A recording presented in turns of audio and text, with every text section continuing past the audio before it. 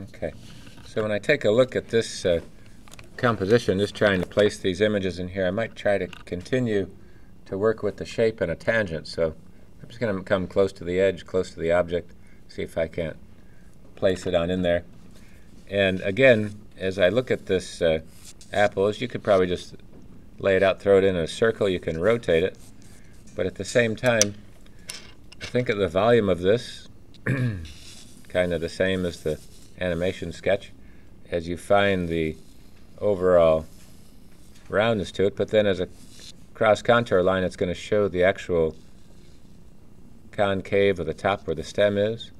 If I look for the overall rotation, it's really actually a star shape placed into a circle. So when you take a look at that, and the stem cylindrical coming out is just kind of sketched in there. But if you focus on the contour and really look at the drawing outline, and then kind of see now the sketch of the cross contour of the texture is going to help you find the overall edge of this drawing and really study the picture. Even though it's a photo, it's locked in time and space there, so you can really see it.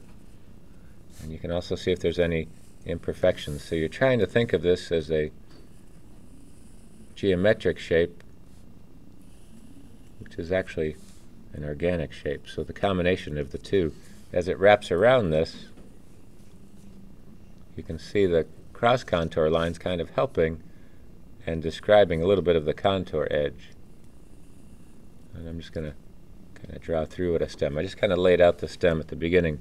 As it wraps up on the top, you can see it divot, meaning go in a little bit, and wrap itself around there. And then the foreground of this, that makes this indentation for the stem, it's like a waterfall shape. It goes right down in there. You can't see it after that comes out. Cascades right outside there. And that's how they come up with the Niagara apple in Washington, New York State there. So this part, this indentation, is going to be pretty prevalent. And then when you take a look at the stem, the more you look at it, the more interesting textures and shapes come out of there. Wraps itself around, creates a funnel type shape. Very geometric until you get even closer into it. And this one, more so than the apple itself, shows the base tone on this to really blend that across. So again, the contour is trying to show you that thin and thick line that sometimes you'll lose the line as it gets into the bright or the contrast based on what's behind it. And then as you look at the texture, those streaks along the edge, like I said, is going to be the core of your drawing there.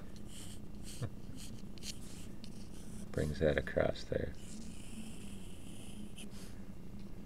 And as it comes up over the top, you can see it kind of straightens out here.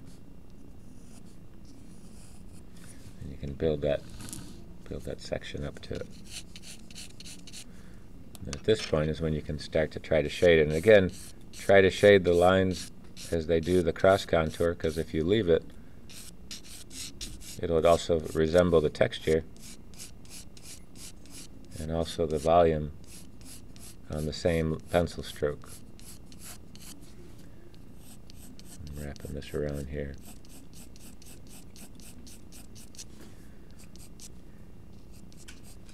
As this goes out of this central piece.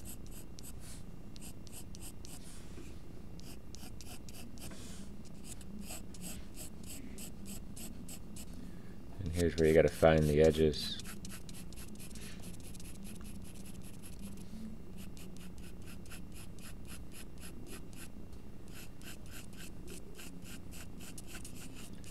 And the lighting is kind of in the front top. You can kind of see it going down into this section here.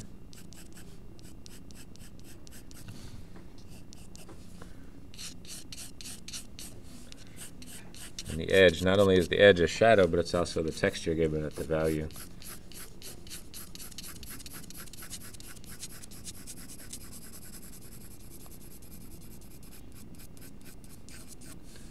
Try to be sensitive to the actual shape there. The part where you can really find the edges is on the stem.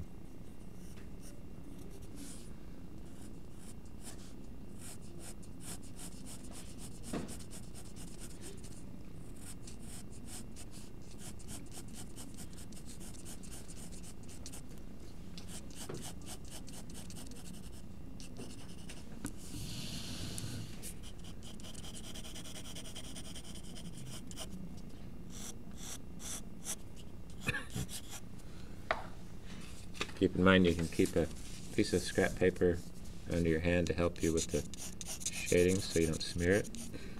Smear your drawing. Just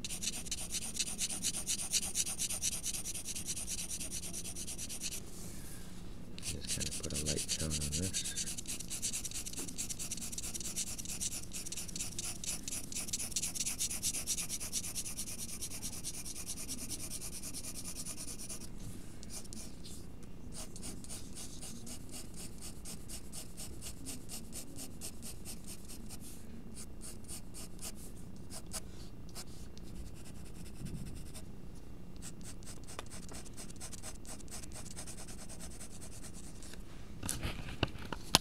Focus in pretty close on this just to help you with some of the volume to it. Find those edges.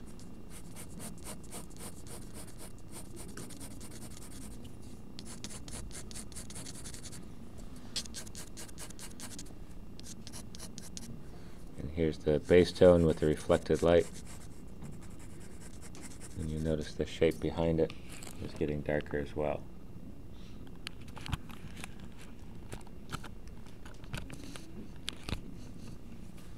And this time, just kind of using the side of the pencil just to shade that as well.